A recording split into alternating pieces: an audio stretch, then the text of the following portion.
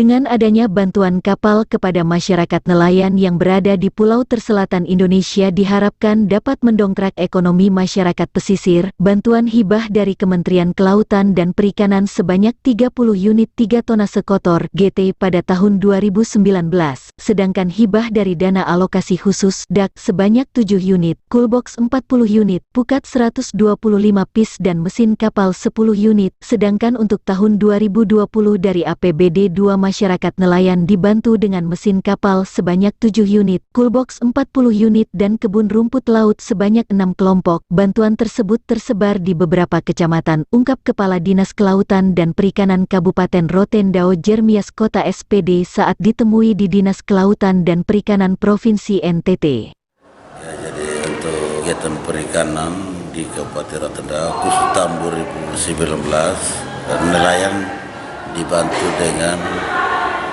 kapal penangkap 3 GT dari Kementerian sebanyak 30 unit. Terus dari dana DAK ada 7 unit. Terus coolbox ada 40 unit, pukat 125 pis. Lalu mesin untuk perahu khusus mesin sendiri itu ada 10 unit tahun 2019.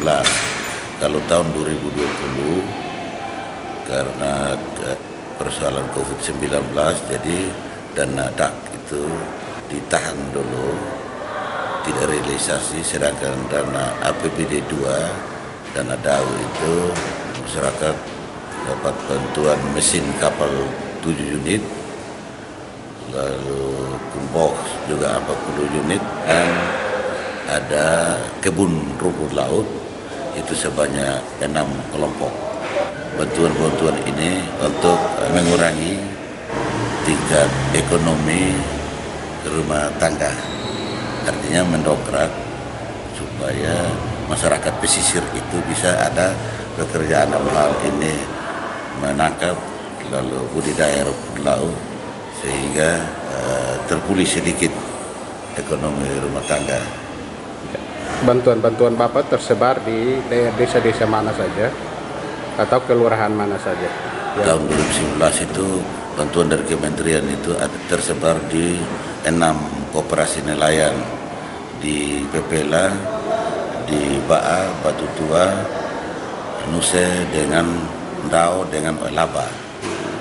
Sedangkan khusus dana DAK yang 7 unit tahun 2019 itu tersebar di kelompok yang memohon, yaitu ada satu di Enggaut, ada satu di Ndao, ada satu di Landuti, ada satu di Batu Tua, ada satu di Wengkae, ada satu di Landuleko. Kalau tahun ini bantuan kapal tidak ada, hanya mesin sebanyak 7 unit, ada 2 di Pantai Baru, 1 di Waiseli, 1 di Landuti, 1 di Tolama, dan 1 di Landuleko. Sedangkan coolbox masih dalam perjalanan untuk dibawa ke Rote. Setelah itu semua berita acaranya sudah oke, baru kita serahkan ke kelompok. Tapi yang sudah masukkan proposal itu jelas sudah lebih daripada jumlah unit coolbox. Dan itu kita bantu ke kelompok-kelompok yang usaha di bidang perikanan, nelayan, berusaha perikanan, termasuk dagang kecil juga yang usaha ikan bakar di pinggir jalan. Nah, bantuannya kelompok, jadi minimal 3 orang satu coolbox, maksimal 5 orang. Ada berapa kelompok Pak yang terrealisasi bantuan perikanan seperti kapal ini? Kalau kapal perikanan tahun lalu itu yang 30 unit dari kementerian itu kita usulkan kelompoknya ke kementerian, tapi mereka harus terdaftar sebagai KUB di Koperasi Nelayan. Ya, dan verifikasinya oleh kementerian. Lalu ditetapkan oleh kementerian sebagai kelompok penerima. Tapi itu kelompok itu harus bernaung di koperasi nelayan. Ya. Kira-kira potensi perikanan di Rote seperti apa Pak Kadis?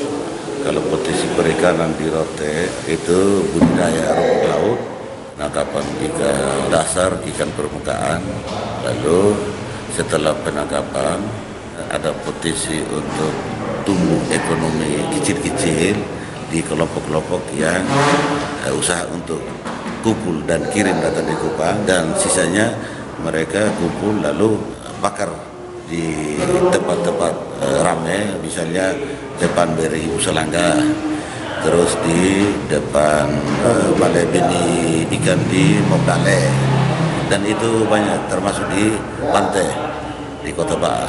Apakah bantuan kapal dan lain-lain itu nanti masyarakat mengembalikan atau kelompok mengembalikan? Tidak, itu hibah murni. Hibah murni ya? Hibah murni, ya.